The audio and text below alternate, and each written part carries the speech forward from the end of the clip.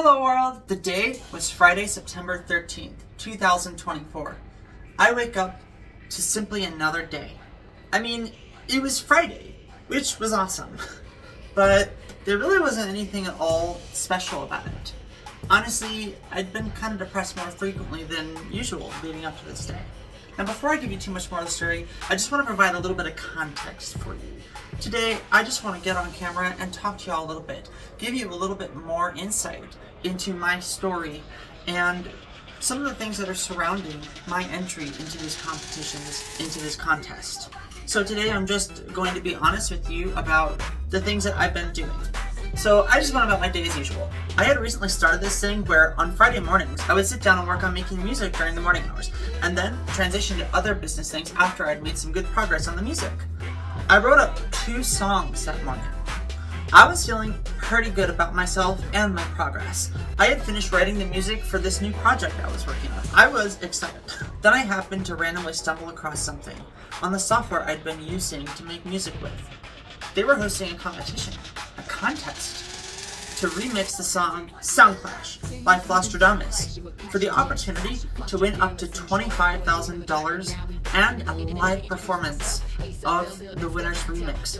This was like, wow, I wonder if I could enter this competition. This seems like it would be a huge opportunity if I'm eligible. So I looked intently into the rules and I found out it was rather simple. All I had to do was take the original song, cut it off at whatever point made sense to me, and then extend it using the standard methods of the tool. And then when I was all done, I just had to make the song visible to the public rather than only in my private library. Piece of cake. Of course I was going to do this. This was a big opportunity. I had no idea who Flosstradamus was or how big of an artist he was, but I did know that if I were to win the contest, it would provide me a massive platform for me to level up my music career and, more generally, my business as a whole. It was time for me to sit down and write a song that I felt was real. I went and listened to the original song, and to my surprise, the song didn't even have a verse. All it had was a hook and instrumental section. And I was like, okay, I guess this is like a club or a party song or whatever. And I mean, obviously what Flosstradamus is hoping is that somebody's going to write a verse to his song, because if I were in his shoes and I were running this business, I would say, you know what, I'm already partnering with this AI music company to try and bring some positive PR to AI in music, because I think AI in music is cool. Like, Flosstradamus has been vocal about that. He's like, yo, all I have to do is type in this little spiel and I can get some amazing samples out. Piece of cake. And those samples are things that you can easily work with in your standard DAW. You have now an infinite library of samples, or you can still create songs entirely with the AI. It doesn't really matter which way you do it. Now look, I'm sitting here talking about how Flosstradamus is trying to run his business, but I don't actually know. I don't actually know how Suno is trying to run their business, even though it's a great move to partner with an artist like that to bring the PR. You always want to get more positive PR if you can. Great move on Suno's part. Do I think it's likely? Yeah, but that's not the point. What I'm trying to say is I did take this seriously. I treated this like my job, even though I knew I might not get paid anything for it. I mean, I don't have any other job right now, so I might as well put effort into something that I'm passionate about and that I believe, because I believe in what I'm doing. I believe that I can create positive change. I believe I can bring value. I believe I have value, and that by sharing it, I create value for others. One of the reasons I thought I was going to do well in a Soundclash remix competition was because I had a good idea about how Suno works, since I'd been using it for a while, and I understood that what most people were going to probably do when they worked on the song was, once they picked which track to extend it from, they were going to go to the music creation area and they were going to see that there's these text prompt areas. They'd enter some stylistic cues and then get something of a completely different genre out. It's like it wouldn't even be the same song. I don't know, even if it sort of stayed in the same vibe, even if it was a different genre, I would still call that more a reimagination rather than a remix. So I also expected that most of the good entries in the competition, in the contest, were going to be reimaginations instead of remixes anyway. And I knew that I could get a remix, a proper remix. I kept the overall style of the song the same, I just added a new element to it. I think there are 3 different things you can do when changing a song from the original to a remix to a reimagination. Those things things are: 1, the overall structure of the song; 2, the musical genre; and 3, the melody of the lyrics. For example, if you keep the song structure and the melody the same, but you change the musical genre of the song, then that would be considered a remix. Let's consider a case where you change 2 of the elements.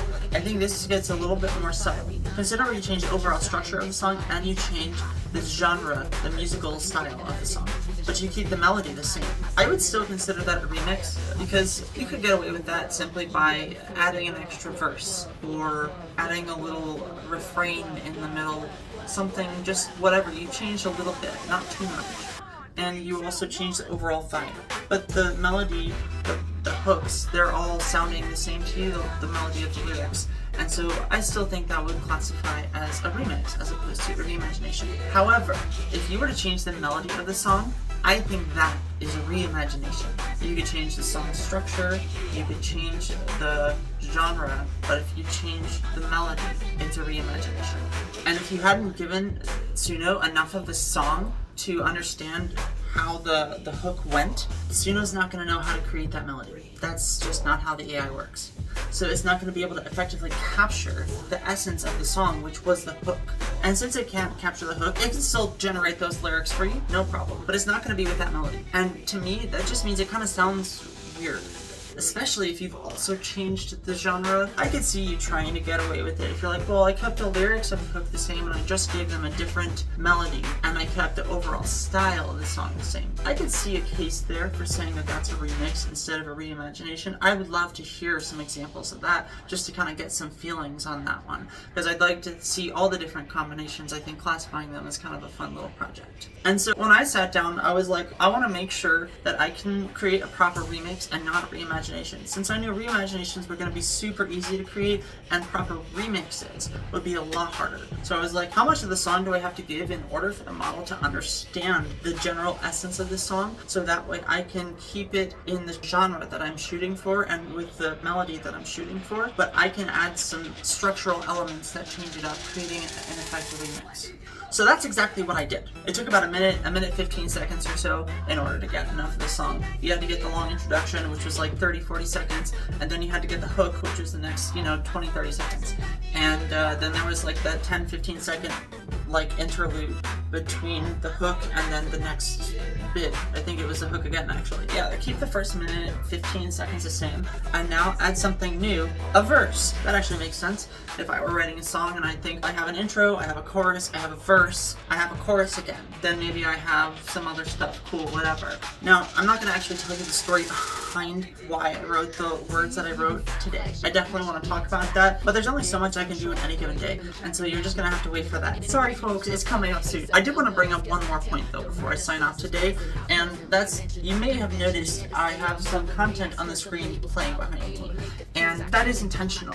What you're actually seeing is my own content that I've created. For those of you who actually recognize the content because you've watched it in the past, thank you for your continued support. I super appreciate it. But for those of you that are new, all the videos that are on the screen behind us here are stuff that I have done for this contest. And I wanted to say I'm taking this seriously. The proof is in the pudding. I've generated a playlist of something like 14 videos plus the one you're seeing now, and then I'm going to be doing a go live tomorrow, and then another one on Monday.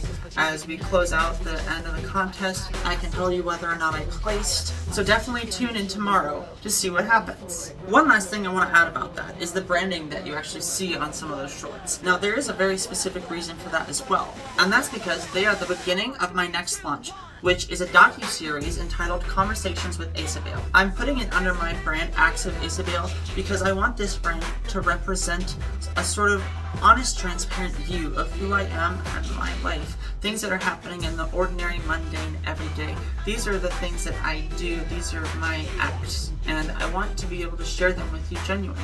This is a platform for me to share my thoughts with you.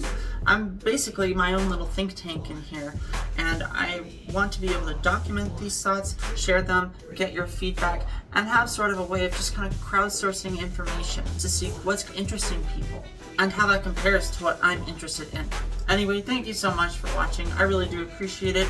I didn't know I was doing this a few weeks ago, and now I've done all of this, and it's been a really great time. It's given me the opportunity to take some of the next steps that I really needed to take for my business, and I can't wait to show you what else is coming. I've been hyping it up for a long time on social media. I think you're gonna like what's coming. I think you're gonna like what's coming. I think you're gonna like what's coming.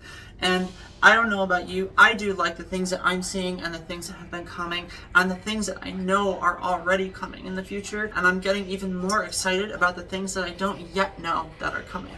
I'm just real excited, and I want to see how far this foresight can take us.